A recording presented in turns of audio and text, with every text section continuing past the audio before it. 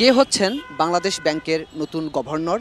সপ্তাহ জুড়েই ছিল এই আলোচনা। এতদিন গভর্নর শূন্য থাকায় ব্যাংক খাতে দেখা দেয় নতুন অস্থিরতাও। এবার সেই শূন্য পদ পূরণ হচ্ছে। নতুন গভর্নর হচ্ছেন অর্থনীতিবিদ এবং গবেষণা সংস্থা পলিসি রিসার্চ ইনস্টিটিউট PRI এর নির্বাহী পরিচালক ডক্টর আহসান এইচ মনসুর, যিনি শেখ হাসিনা সরকারের সময় জুড়েই ছিলেন পুরো ব্যাংক খাতের কড়া সমালোচক। তবে তার নিয়োগ চূড়ান্ত করার আগে সংশোধন করতে হচ্ছে বাংলাদেশ ব্যাংকের গভর্নর হবার ক্ষেত্রে ৬৭ বছরের বয়সসীমা।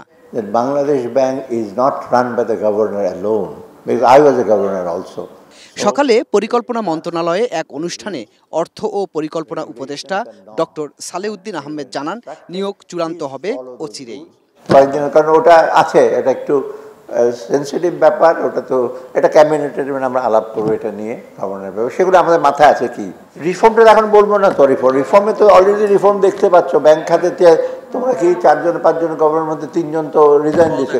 ওটা আমরা জোর করে করছি না করছি, ওরা রিজাইন দিয়েছে। এখানে ভালো লোকরা আমরা আনবো, ওটা কয়েকদিনের মধ্যে নতুন গভর্নর পাচ্ছি ইনশাআল্লাহ। শেখ হাসিনা সরকারের পতনের পর থেকেই পলাতক ছিলেন বাংলাদেশ ব্যাংকের গভর্নর আব্দুর রউফ তালুকদার। পরে পলাতক অবস্থাতেই পদত্যাগ করেন তিনি।